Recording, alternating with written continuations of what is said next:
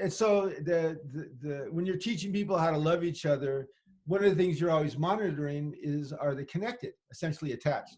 And when people are distressed, the first thing that happens, if you're observing it, is even though they're arguing, they're looking at each other, they're heated, they're disconnected. The psychological, the self-reflection and empathy circuits are cut. And it's fascinating seeing that happen. Yeah. And when people protest and go deeper, or they take off and discuss, those are strategies that are unconsciously invoking to try to get connected again. Very much like an infant protests or dissociates. Oh, for heaven's sakes. Well, it's funny. It feels like that hits me in a whole new, fresh way, as you say it this time. And I'm not sure that some of that is not the fact that I've been reading Rupert Sheldrake. Yes.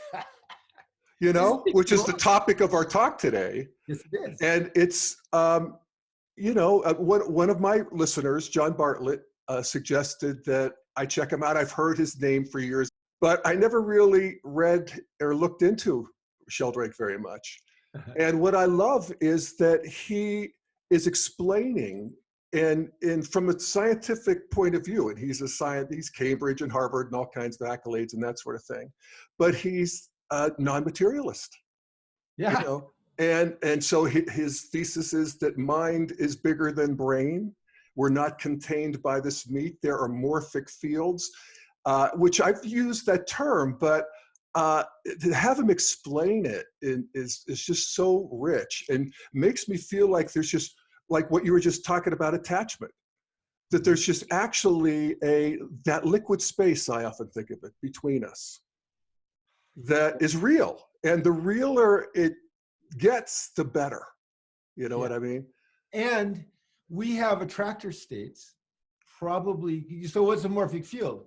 It's not energetic, it's form.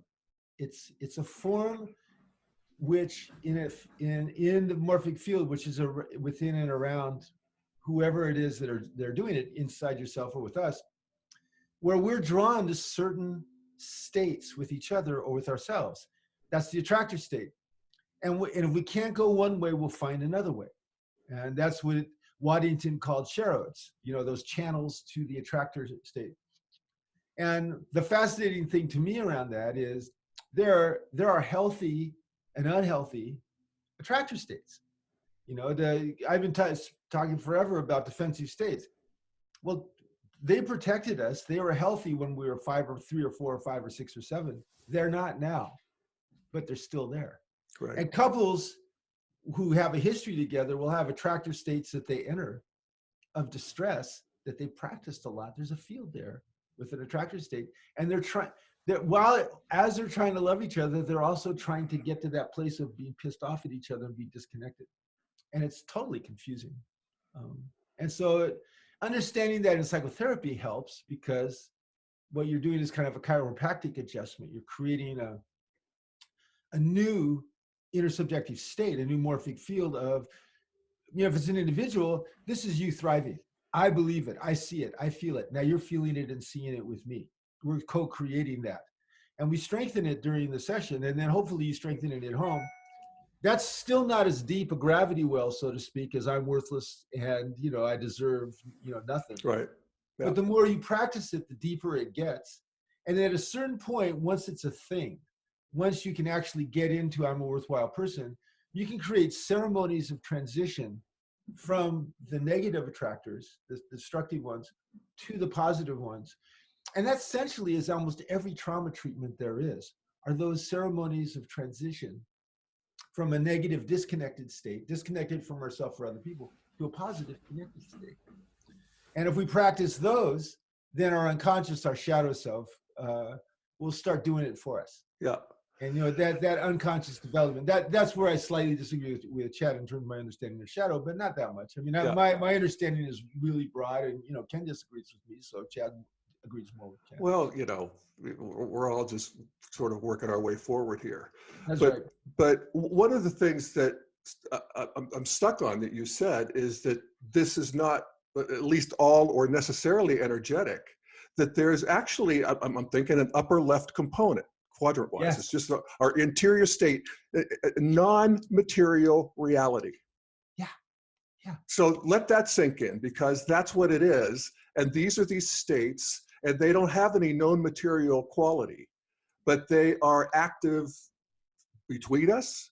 They're active with groups of people. They're active over history. They're somehow built into the cosmos in an interior, way. And that's just mind-blowing to me. I kind of have known that, but it feels like I'm getting a new, deeper transmission of it. That's exactly my experience. It's radical subjectivity. Yeah, radical So subjectivity. the radical subjectivity of the universe. He called it panpsychism. That happened before the Enlightenment. Everybody assumed that everything had spirit. And then you got dual materialism, where there's soul that has no material connections whatsoever, and everything else is material. It never made sense to the philosophers. When scientists grew to it, it was very much like the Dark Ages. If you meditated forever and went, oh, I am God, we're all God, and then you got burned at the stake. If you're a scientist or a physicist or a chemist or like Sheldrake, you get to the point, wow, there's a radical subjectivity in everything. And then the scientific community organizes to go, no, you're full of shit. The most interesting example of that with Sheldrake, two of them were, one, having his TED Talk banned. Yeah. And two, Dawkins, Mr. Selfish Gene, had a debate with him. And Sheldrake showed up to the debate and had sent Dawkins papers that had research about morphic fields and morphic resonance. Okay. And so he said, well, have you read the stuff I sent you? And Dawkins said, no, you're just on my show for me to disagree with you. Yeah. Yeah. I would be so embarrassed. Yeah. Dawkins saying, oh, you sent me your material and I didn't read it. Yeah. Well, it turns out that this Sheldrake he's a culture warrior, actually. God bless him. But he's in the game against this, what he considers to be reflexive skepticism. Yeah. On the part of the media and the part of the scientific establishment in general. And I think that's true. And, one of the other things he helps me to see, which is, again, something I know, and that is that rationality and, the modern worldview is a worldview. It's not reality. And then we can talk about everything else and sort that all out in terms of that of the worldview of materialism. So what it helps me to see is that materialism, God bless it in a way. Look what it's done for us, and I can see how humanity sort of always has to overshoot the target. But as you said, we go from, and as Ken said, we go from a world pre-modern where God is everywhere, saturating everything, including us and the devil too. Right. And then we go to a world where God is nowhere. And it's just as, the political correctness there is just as strong as it is anywhere else. As I think I've said this before, but if you want to find out what materialist totalitarianism is, it's just everywhere. Go into your next business meeting and argue for your idea because God spoke to you in a burning bush. Yeah. Oh, yeah. There you go. Yeah. And the longer you hold on to that story, the less you're going to be holding on to your job. And that's just, but that would have been a persuasive argument for most of human history, some version of that. And what I love about, what seems so thin to me about the materialism conquering everything or colonizing everything is that how it just throws out human history. It's just a delusion, What? Yeah. Not to mention everybody's personal experience. Yes. Greg says, that too. When he talks to scientists off, out of the conference, I had the same experience with this exact experience with Alan Shore, famous neuroscience. He and I were in an elevator. I started talking to him about morphic fields. This was about 10 years ago. And he said, oh yeah, that makes really good sense to me. But I've listened to dozens of lectures by him, never mentioned anything like it from the stage. Why? realistically, he would be attacked. Yeah. And he's an avant-garde guy. He's one of the biggest proponents of psychoanalysts, neuroscientists of attachment theory, going back to what you said. You know, it really supports the idea that there's this vast unconscious that you know, that I call the adaptive unconscious shadow, of which now there's a layer of self-awareness. And in that layer of self-awareness, we have the human superpowers of focused intent and action and in service of principle and resolve. We can actually direct our own connection, our own attention. We can direct the formation of our own morphic fields. We can create alternative morphic fields that become more powerful. But then, obviously, we're part of something larger, some other energetic forms. And what he says in morphic resonance, he said, at every level, the whole is greater than the sum of the parts of whole, you know, and he talks about holarchy just like Ken. And that the levels keep on going all the way up, all the way down. And nowhere is that more interesting to me in his book than with physics. Because what we've been finding out with physics is everybody thinks, well, electromagnetism and gravity are the bottom line. Well, apparently not. The Higgs boson means that in inertia is created by some kind of field, the Higgs boson field.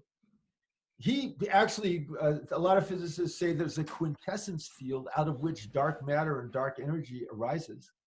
So apparently there's included transcend energetic experience of fields in the universe, most of which we really, in terms of quantity, most of which we really don't understand, but we know they exist.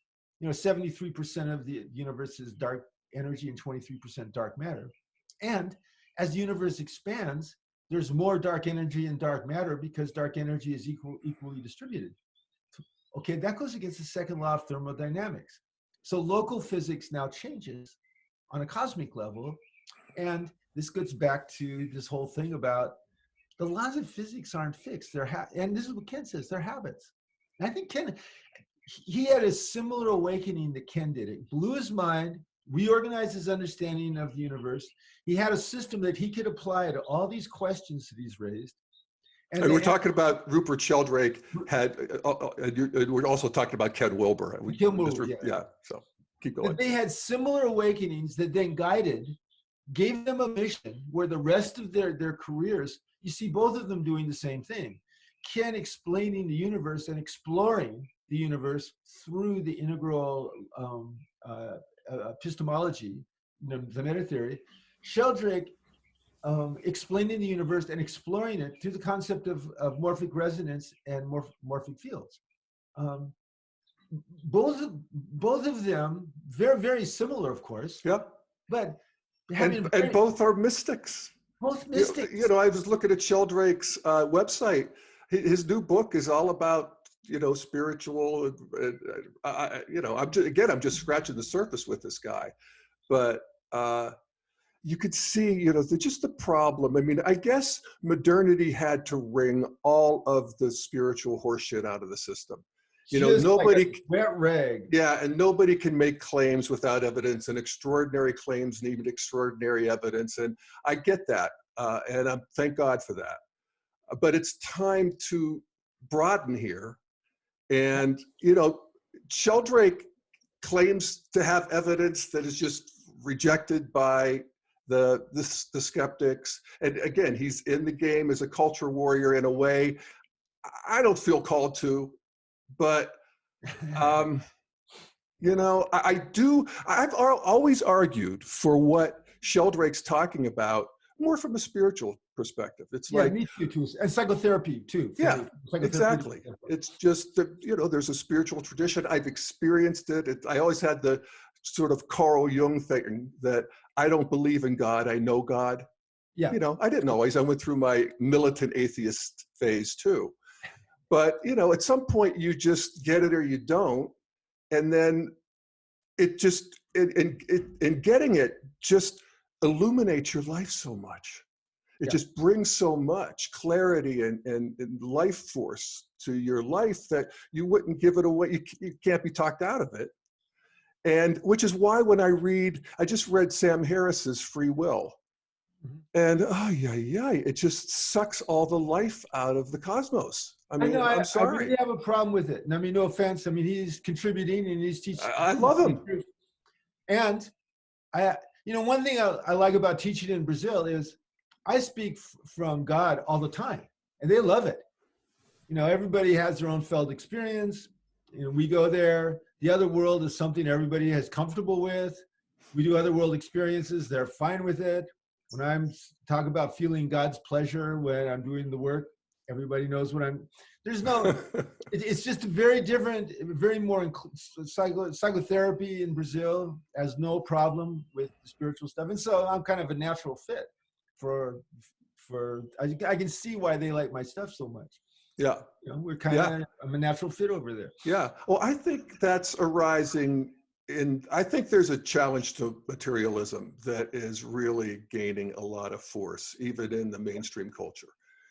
And I'm happy to, Integral's at the forefront of that.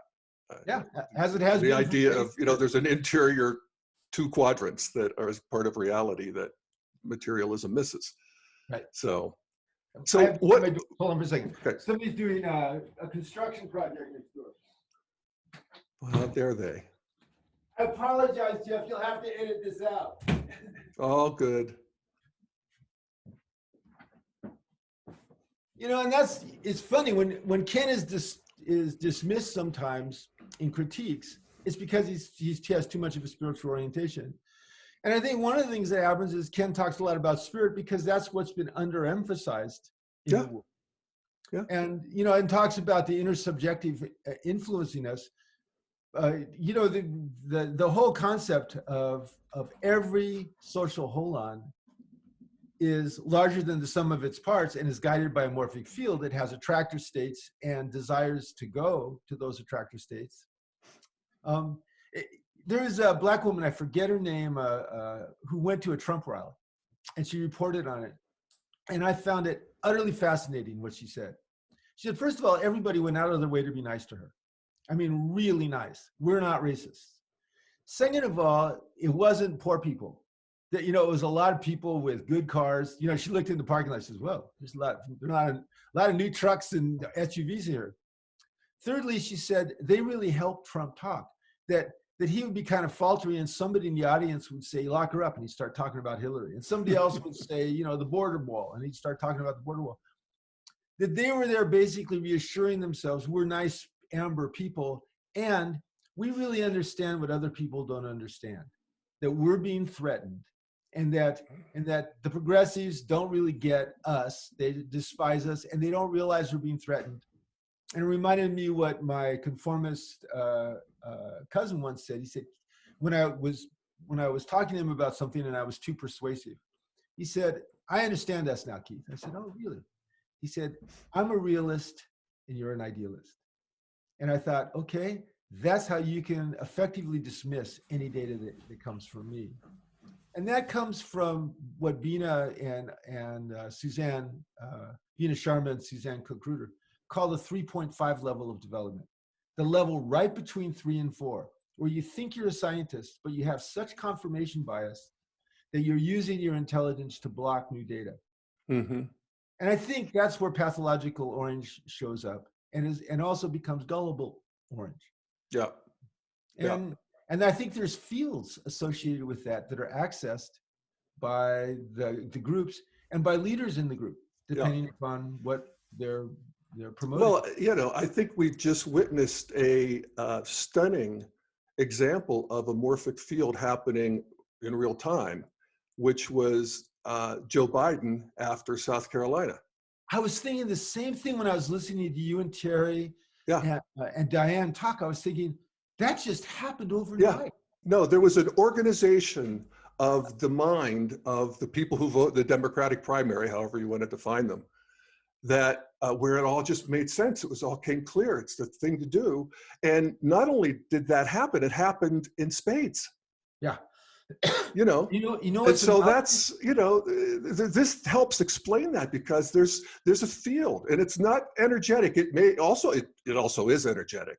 Yeah. But it's also state, It's a form, the way that non-material form.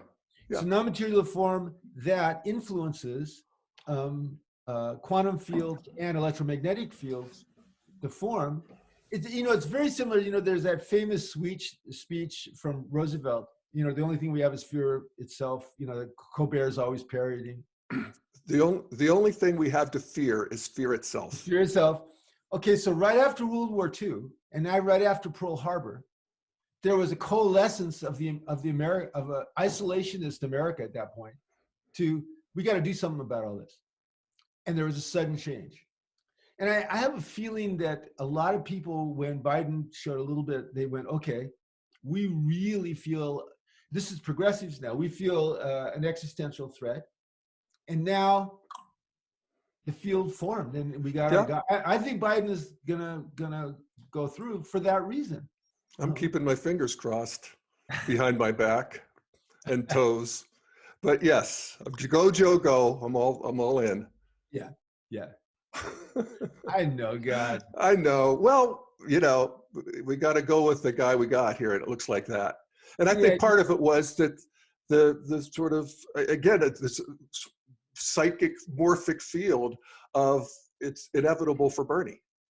That was just came double-digit lead. There's insurmountable, and so it's just interesting to watch how quickly this happens, particularly now in an interconnected world where we have the lower right quadrant. We have the technology of everybody has a megaphone, and how that works, and that it's just fascinating to see evolution happening in real time here. Well, and also our human need to be resonated with. Yes. Yes. You and I, as we talk, okay? So say 10 people listen to this and go, wow, that's pretty cool. And I'd find out and go, wow, I'm glad 10 people listened and it was pretty cool. But say 10,000 people listen and go, it's cool. I go, wow, to me, that's more cool than 10. Yeah. That I have a human need to have that particular field that has a certain kind of ambient, a certain kind of upper left and lower left illuminance to it. I have a real need to be resonated with other people. And actually, this is what brought a lot of people to Integral, a real fear that there isn't anybody resonating with me out there. Yeah. And so we find people that are resonating with us, wham, first of all, we're reassured. Second of all, we're contributing to that field. And that's what in that morphic fields, we're influenced by them, but we're contributing to them every second. Yeah. And we could see the increased power as the field continues to evolve. And here I would argue for, the emergence of integral consciousness. I think it's happening, well, here's an example. Pete Buttigieg. Pete Buttigieg, who's the, gay mayor of a town of 100,000 in the Midwest. Also the white Obama. Yeah, well, exactly. And then Obama too. So, I think we can both agree that these guys are functionally integral, in really important ways. It's astonishing how the culture just drank them up. I love that. And continues to. Obama's two-term president, Pete Buttigieg is a major national political figure just by being in some interviews and making integral sense. Harmonizing, multi-perspectival, head and heart. Friendly to reality. It's not that hard. I loved what he said about what he'd do about the Senate. I mean, I never heard anybody say that before. Remind me. They said, well, what do you do if, Mitch McConnell is still stopping anything from happening in the Senate? He'd say, well, I'm the president. I'm going to go to the senators who are the Republican senators that are blocking, and I'm going to have a rally in their state and I'm going to go out and campaign like crazy to find really good candidates to run against them, and then campaign my brains out to get those candidates elected. I've never heard anyone say that before running for president. That's what they would do about the divided government. Yeah. And he actually has something that would have an impact, and that would have an impact. Yeah, well, it's actually the conscious, evolved use of red. You go out there and exercise power. Well, as we know, red and amber don't listen to you unless you provide external constraint first. Yeah. That's the nature. You know, Yeah. the morphic fields that is a little confusing to me.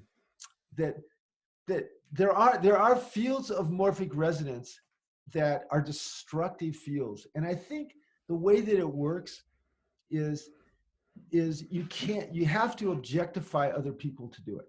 Okay, I think that when you have a morphic field with other people, it has to feel, you know. I wrote a book once that I never published called Mindful Manifestation. You know, yearn, discern, and act to create everyday miracles. It was about manifestation systems because all the manifestation systems had the same steps. I thought, well, I'll write a book about it. So I, wrote the book. And anyway, one of those things was you had to have an elevated affect. And this is what some of the trauma people say these days too. Pierre Genet said that about trauma originally. You know, people haven't finished the trauma to a state of triumph. Don Wood says, or Joe Dispenza says, you have a vision of what you want with an elevated affect. How do people have elevated affects when they're destructive fields? They objectify other people. That's how they do it. So we're all good people. There's these objects on the other side that threaten us. We have to push against those objects or attack those objects. They're not people, they're objects. Right. And I think that's how you can maintain the integrity of that field. Now, if you're someone who's green or teal, you see that objectification and you have a moral reaction to it. And I think you do a teal, and I'm not so sure about green, Keith. I mean, if my progressive friends demonize the right, so they're objectifying the right. Absolutely. Yeah. I mean, but that's built in first tier. You know, there's the one thing I would sort of counter a little bit is that the idea of a destructive force changes. I mean, it's like what your friend who went to the Trump rally noticed is that these people actually want to be seen and to be good, not as a ruse, because they actually are good by their own lights. Yeah, they're not Machiavellian. Trump's Machiavellian. Yeah, Trump's red. These guys are amber, blue, whatever, traditional. So, and destruction also is just a necessary creative force in evolution. That, you know, if you're the one being destroyed, it ain't so great. But I would actually argue that part of the morphic field after Obama particularly was like, okay, enough perspective taking already. It's like Chuck at about 6 o'clock in the evening. He's like, okay, I've had enough perspectives for the day, you know. Good for Chuck. That's just healthy intimacy right there. Setting a boundary for your fiveness. You know, Jeff, I've had enough fiveness. Let's just, watch TV and eat popcorn. Have a good time, okay? Please. Yeah, exactly. And I think there's something, well, it's a little different, but the reaction to that with Trump. And that there's actually, when integral history is written about Trump, well, notice that he's red and he's egocentric and he's all of the authoritarian and all those things. But we'll also see that there was a healthy countering of the globalism, just that the mindset of orange and multicultural totalitarianism in green that was healthy and what was necessary to move us into integral. Not that we're not taking the best of both of those, actually all three of them forward. Yeah. But that it's not just the right, they fight differently. They have a less complex, mental structure, but I don't know if, anyway, what do you think? Well, first of all, I agree. Second of all, I think the evidence of it is in the lack of actual physical violence in the world. Yeah. I mean, and in this country. And you could compare this culture war with the one we had in the 60s and a lot fewer dead bodies. Yeah. And compare that with the ones, but as we go back in history, there's more and more dead bodies. Okay. Yeah. Less and less dead bodies. Yeah. And so there's a morphic field of nonviolence now that kind of is around the globe. And even the people that do violence do it in a very limited fashion. I mean, Russia's allowing itself to really be contained at Ukraine. They're not really pushing that. I know, it's true. I think that's a field, a human field of we're really seeing people as more valuable. We don't want, that it means something to kill a human being. Yeah. We don't want to send armies. Yeah. And so I think that's evidence of what you're Yeah. describing. Yeah. And part of it is a skin arising around the globe in really all countries, even the less developed countries, of modern people, a modern group of people who get it and who want to be part of the world systems, and of course the internet and all of that stuff. And that is, again, it's like materialism as a worldview. It thinks that it's the only thing. And there's a whole culture of people who are still ethnocentric and actually pre-modern. Oh yeah. They're pre-rational in their hearts. I mean, they want to believe a big myth about their people and themselves. And they do, actually. They do believe that. And they're not going to go gently into that good night. Well, Sheldrake's point is that a whole bunch of people who I self-identify as pure rational are doing exactly the same thing. These 10 things that he mentions about that people just accept, like the laws of nature are immutable. Oh, really? So the speed of light changed by 20 meters a second, 20 kilometers a second in the 50s, and gravity changed 1.5%.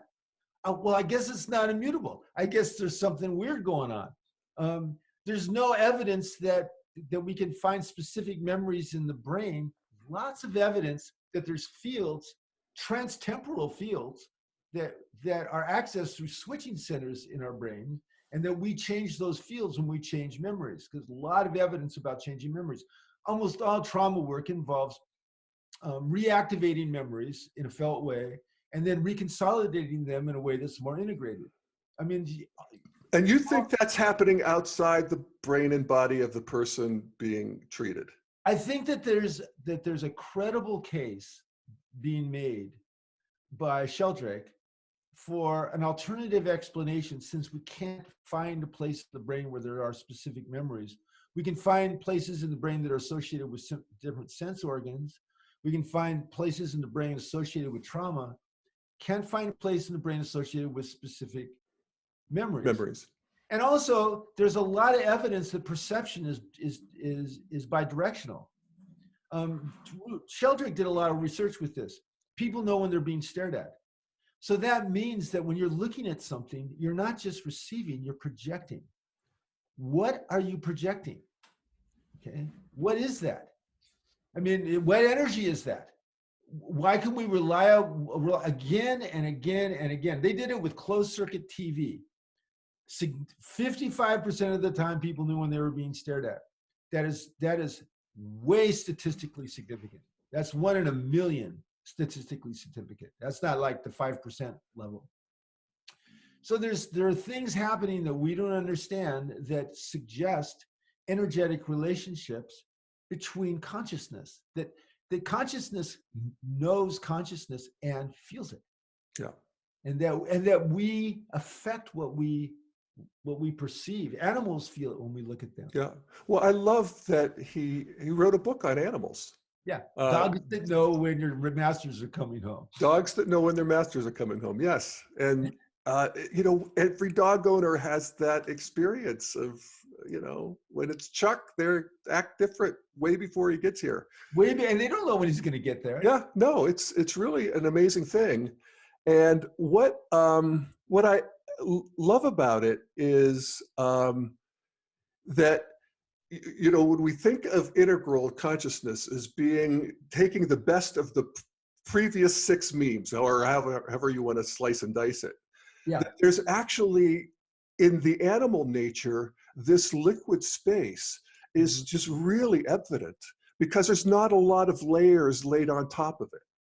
And so this telepathy that we seem to have with animals and that they have with each other, in which he expounds on at length, homing pigeons, animals lactating when their offspring are in trouble a mile away. Yeah. This kind of mothers doing that. It just, it enchants the world. He sees evolution as the interplay between habits and creativity. And so he sees animals as surrendered essentially to habits with some consciousness, some self-aware consciousness. And some animals actually recognize themselves in the mirror, the higher order ones, the ones with the von Economo neurons, the big spindle cell neurons. Interesting. And of course, given that, that's not just, there's just lots of evidence. That's not just genes. That's some kind of energetic memory that he believes is transtemporal, and there's evidence about it. And that when we have a desire to, and this is one of his things, like people say evolution isn't directional. Apparently that's not accurate according to every evidence that we've seen. When people are directing their own evolution, they direct it towards deeper consciousness and more compassion. All the developmental lines converge as you ascend them, suggesting there's an attractor state, probably I suspect of pure unity. And that from the way you get to pure unity is more compassion and deeper consciousness. And the more we go there, the stronger that state is, because so many people over the years, over human history, have gone there with such joy, such triumph, such love, that it's a field that's drawing us. Absolutely. And every seeker knows this. Yes. Every seeker knows I'm being drawn by something. The omega point, that Teilhard talked about. Yes. He felt it in his heart. Yes. Yes. I always love the Bible verse that for every step you take towards God, he takes 77 towards you. I wonder where they got that number. Yeah. I don't know. And I think I'm probably misquoting it, but it's something like that. And whatever. I catch the drift. Yeah. That the cosmos responds to our seeking. It responds to our love. It responds to the feeling of being loved and seen. Which is precious in this whole system. So in psychotherapy, if you do factor analysis, 15% of the benefit is placebo. Well, placebo is just a word. Nobody has ever explained it. But maybe what placebo is that people are creating fields of health by taking their pill, or by talking to someone who loves them or cares about them, wants to understand them. And then that field then is creating a new attractor state that they start growing towards, that is actually connecting with other people that are healthy in that fashion. And that's who we want to identify with. I don't want to identify with the people that are miserable and heading towards suicide. Right. I want to identify with the people that are happy and heading towards a fulfilling, joyful, connected life. Well, as I do that, the closer I go, that's a form of God right there. Closer I go, the more I'm being drawn by that field. Yeah. The more I feel like I participate in that field. And after a while, I identify with that field. So when I go, speaking of self and other, when I go back to depression and into suicide, it doesn't feel like me anymore. It feels, oh no, I'm depression going to suicide. That's when, at that point where psychotherapy can give you a bridge. Well, I need to get back to, fulfillment, going towards more love. And here's the bridge. You do the visualization, you do the contemplative practice, connection with another person. Yes. And the morphogenic field helps us to realize how these practices are real. Yeah. And that thoughts are things. Yes, and that liberation is, a real thing. And it's not just some, I haven't read this, but I'm about to listen to it. Sam Harris's book on waking up. I'm just afraid he's going to disenchant the process of spiritual practice, but we'll see. Well, partly I have a problem that my book on integral psychotherapy is called Waking Up. So, I'm bummed that, he took my title, It's like, come on. Of course, there's a lot of books called Waking Up. So there you go. I suppose so. I haven't read it yet. I think that you kind of have to tie yourself in knots when you want to avoid data. Okay? Well, when you want to avoid consciousness as, just an illusion, a delusion, an epiphenomena.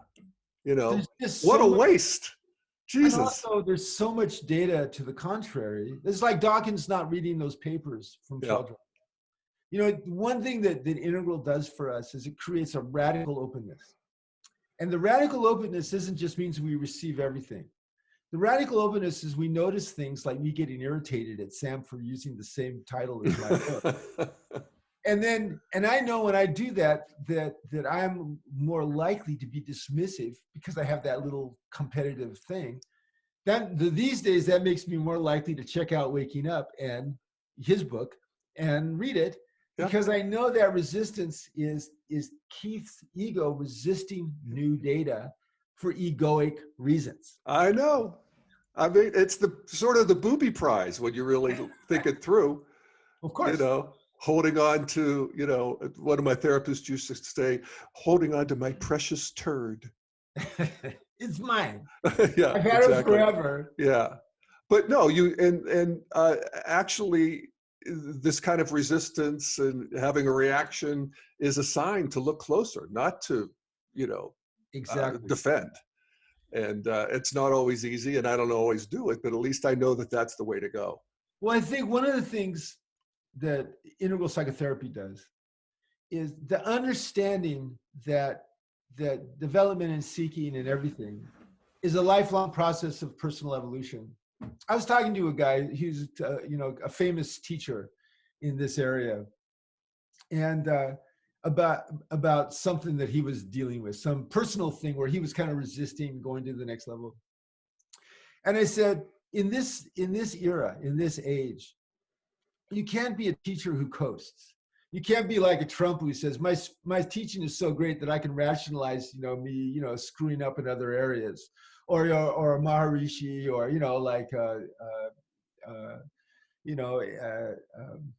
those guys. Okay, okay. You in previous ages in human history, you could do that. Okay, and the people who didn't, Ramana or Harshi and stuff, were extraordinary, and people thought, well, they're just different types of people. It wasn't that they were different types of people. Is that there's a consciousness now of, doesn't matter how great my transmission is, I personally have a growth edge. And if I don't attend to my growth edge, my students might not suffer, my clients might not suffer, they might not feel it, but I'll suffer. And so if I want to be in integrity, I have to commit myself to that. And that means I have to deal with whatever's uncomfortable now. And if I don't, I can feel myself being a hypocrite. I can feel myself contracting and slowing down. And, you realize that enlightenment, I still have to wrap my head around this, but enlightenment's a verb. Yeah. It's not a noun. It's not a state. It's the process of continuing to become the next Jeff, which is the field, wants to come online. And I'm sure as a psychotherapist, how helpful is that to know that there's this next person wants to come online sitting in front of you, and that that's happening under its own power. It's so helpful. It's, I've always visualized people doing well. That's always been, therapists are guides. So but also, they're like car mechanics. I mean, that was one of the things that I really liked when you were talking earlier with Chad. There are multiple functions that we do. Okay. So if I'm dealing with someone's trauma, I'm kind of being partly a guide, but also partly a car mechanic. I'm reorganizing, neurological things, physiological things. The idea that I'm also accessing and co-creating morphic fields, and these are not just morphic fields for this person and me. There are morphic fields of people happy and thriving and joyful and growing forever. That we access the more that we surrender to them, and then they help us. They contribute to us. They contribute. The morphic field of therapists wide open to helping people grow is a field that I contribute to and I'm nourished by. I'm not by myself there, and my clients not by themselves, and the couples aren't by themselves. So that sense of radical connectedness and energetically leaning towards the beautiful, good, and true, and all the data that supports it really helps organize and guide us as psychotherapists. Yes. I mean, it's one of the things that Sheldrake emphasized is the materialist attitude that the universe is meaningless. Yeah. But this is the opposite of that. It's like everything you're doing for you and your client is for you and your client primarily, but it's also for the whole system. Yeah. And for all of humanity. and And it's for mystery. future humanity, for next humanity. And it's in it. There's I'm dedicated to supporting the evolution of consciousness. That's kind of an organizing principle. But it's kind of a mystery to me why I am. I mean, why? Good question. Good Why is point. that a sacred thing? I don't know. It is. I have faith in it. I have utter faith that supporting the evolution of consciousness is a beautiful, good, and true thing. That it's a guide of my life purpose that makes perfect sense on every level to me. But there's no rational reason why. It's kind of a mystery. It Why is. that's such a great thing. Yes. That's us listening, resonating with an attractor state that we don't quite understand, I Right. think. Right. But we know it's great. Yes. So we're yearning for it. Yes. And You know, we're when I do my meditations, when I get to the ninth chakra, there's a couple of like figures that show up, Krishna, Avalokiteshvara. And I play with them. They came up in meditations. And on the far side of them, I say, well, where is your connection to the infinite? And they go, we can't really explain that to you, Keith. What we can say is the closer we get to you, the more attached we are to physical reality. The more we enjoy sex and food, and nature and play. We really like that. Okay. And I go, sure, you can do it through me anytime that you want. And I can feel them taking pleasure in, sex and food and swimming and nature and healing and stuff.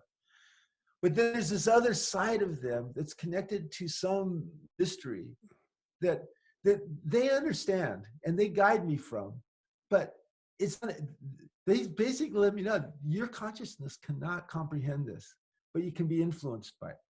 And we're a bridge for you.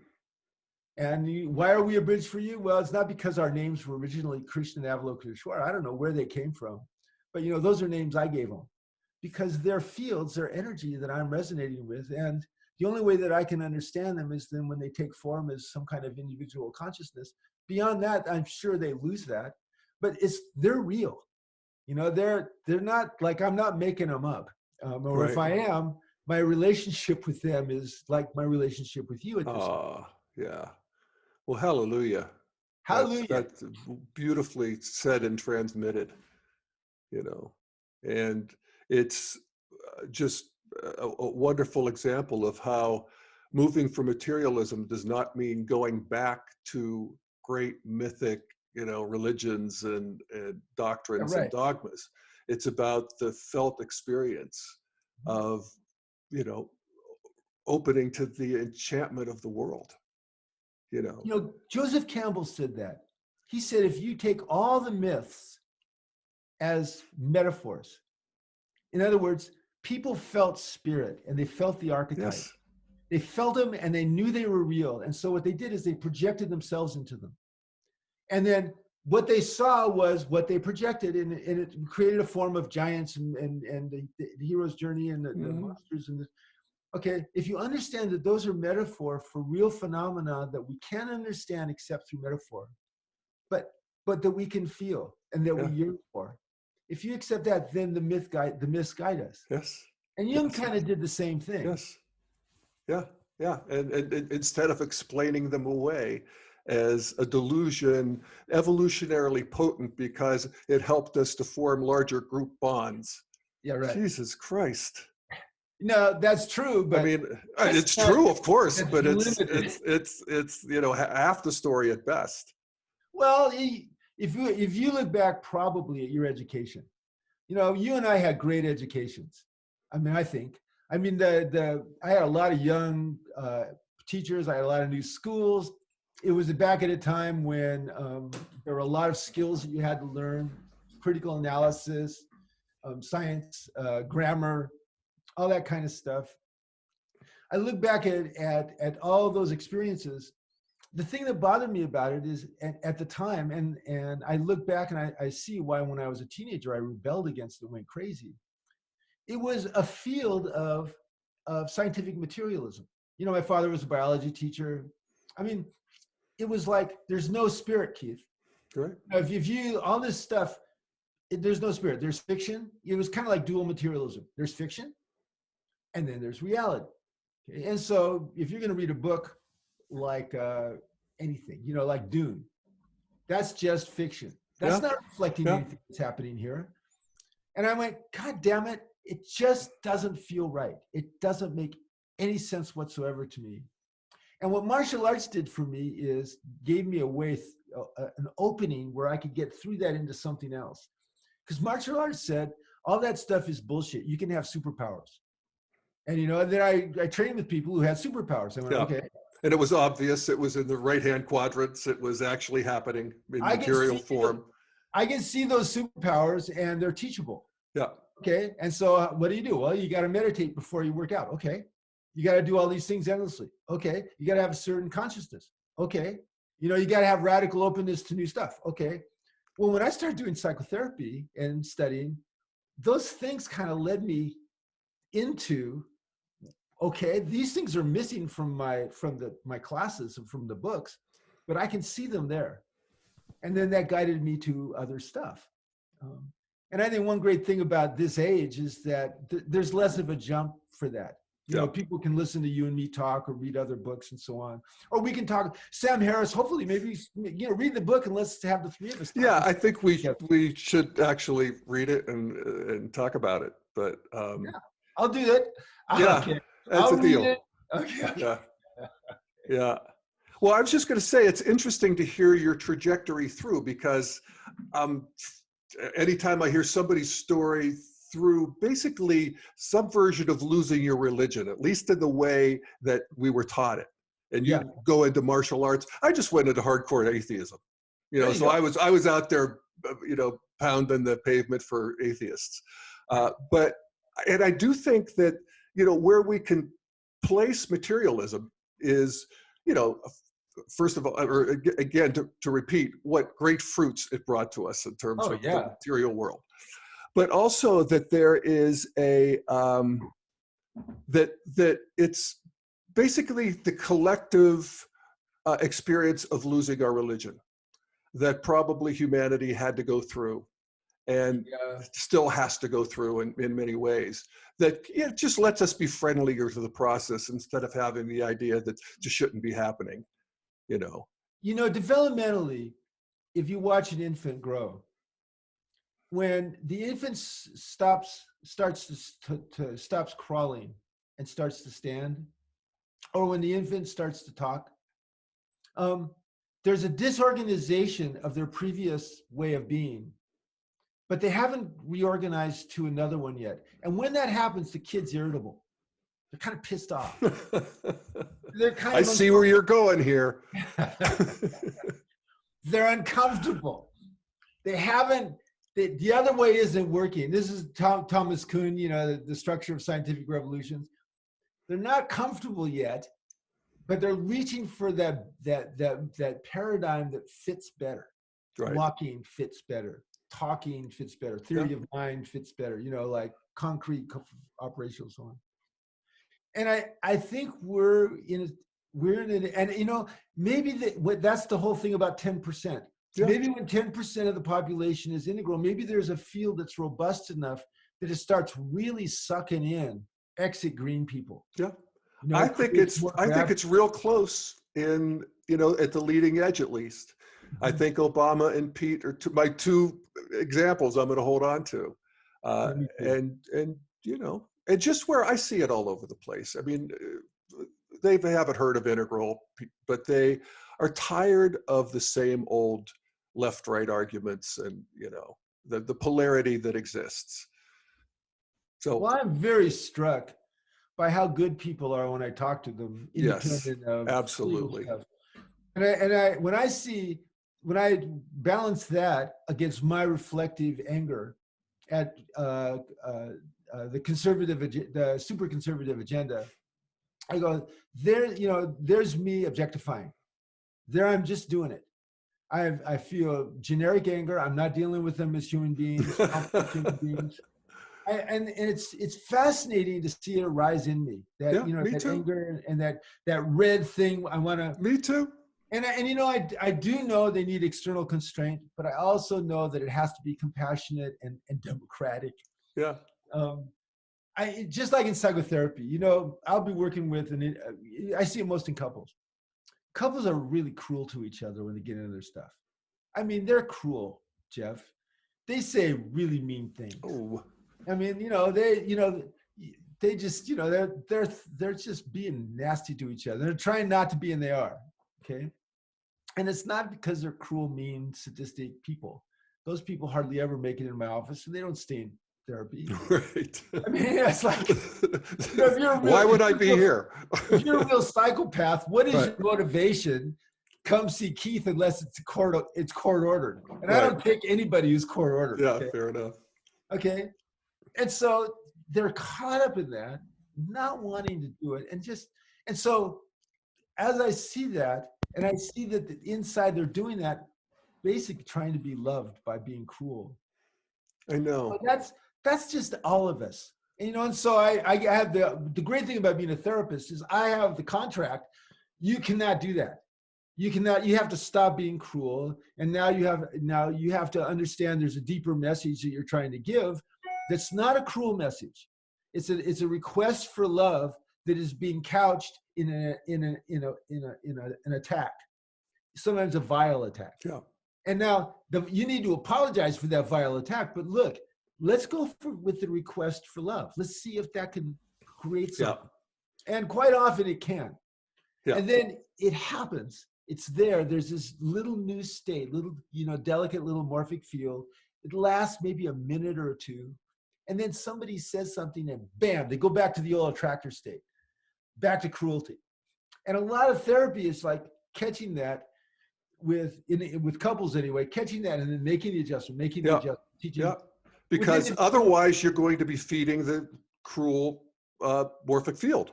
Exactly. And we could see that. It's just basic common sense. You say things that you can't take back. The other person heard them. I mean, there you are for the rest of your life. You've said that. Most of the main injuries that happen with couples are said 2 or 3 minutes into the argument when people are distorted. It's rarely the first couple of things. Interesting. Now with individuals, they'll go into the I'm worthless, death looks good. It's one of the sort of collateral damage of materialism. Materialism again. That's exactly is that, right. There's no God. I'm an accident of evolution, hurtling through space on a rock. None of it means anything. Jesus Christ, I want to kill myself. One of the reason we all like the Enneagram is based on the idea that there's 9 flavors of connection to God that we've been blocked from, and that we put our personality in there to try to fill up those holes rather than reach through our personality to connect with God. And why is the Enneagram so popular compared to all the other personality types? None of the other personality typology systems organizes itself around disconnection with God, from God. Yeah, that's spiritual dimension. That's the foundation of the Enneagram.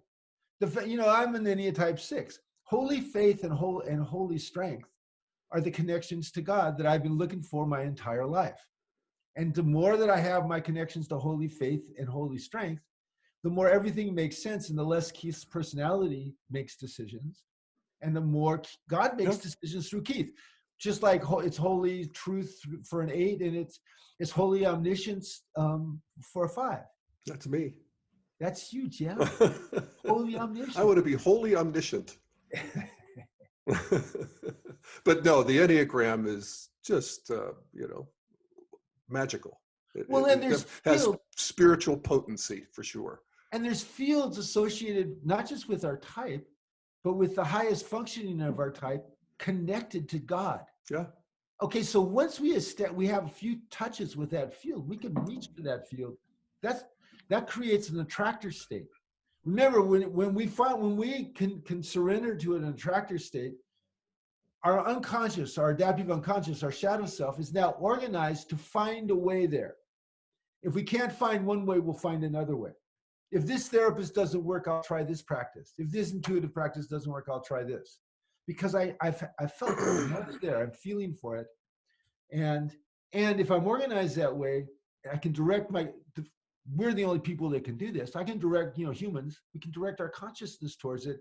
And the closer we get, the more connected we are with that field and the more that field is supporting us on our journey. Yeah. Wow.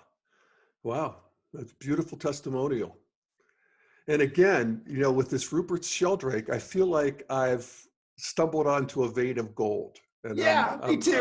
yeah, I'm going to keep up with him and check out a couple more of his books. And I encourage all our listeners to do the same and let us know Yeah. what you think. Watch his TED Talk. Yeah, watch his TED Talk. Oh, that's an interesting cultural phenomena. And he's got that English Don thing, that wry sense of humor, that erudite accent, the impeccable references and intelligence. Yes. Like you look at that, there's just something so persuasive about that whole delivery. Yeah. Like, God, like he could say almost anything and I would find it credible, and he was barefoot. Is that right? Interesting. Well, he went to the ashram in India as a young man, and he's got a whole spiritual path and practice. But the TED Talk, it's worth mentioning. It was, I think, 2013. I remember commenting on it at the time, but I had sort of forgotten about it. But he did a TED Talk on science set free, which is science set free from materialism. Yeah. And it provoked the ire of some materialists, and Ted banned it, took it off the site. Right. It was like a very controversial thing. And then there was all this blowback, and then they put it back. And there's this whole, you could check it out. Rupert Sheldrake's banned TED Talk. And you can link to all kinds of things. It was very fascinating, just as a cultural phenomena to see. Sheldrake called the head of TED, right? I forget the guy's name. And talked to him, and the guy was just embarrassed. He talked to Sheldrake, he was so embarrassed. He put it back on, he just tried to make it all disappear because he realized he was part of one of these stories where you don't want to be that part of the story. Right. Where he was being the dick. Banning. Banning the Harvard, Cambridge, biologist. Because a couple of scientism enthusiasts gave him a hard time, and he banned him without getting him, without listening to him. It was like, you could just feel his chagrin. He says, well, let's make it all giveaway. No, you're not banned anymore, but sorry, the story now exists. It's too good a story. I know. You and me, we're telling the story, Jeff. Exactly. It's the way we stumble our way forward. That's true. All right. Well, anything else we need to put on the table here, Keith? No, I think that was the part of it. That's the part of it that expanded my consciousness of this unexpectedly. Mm-hmm. And I guess that's my old scientific materialism in me. Yes, me too. That hadn't stretched as far as it could stretch, and got stretched farther by this. Exactly. Okay, folks. Well, I hope your consciousness was stretched by this conversation. And check out Rupert Sheldrake. Check out drkeithwitt.com, and my stuff's at thedailyevolver.com. See you next time.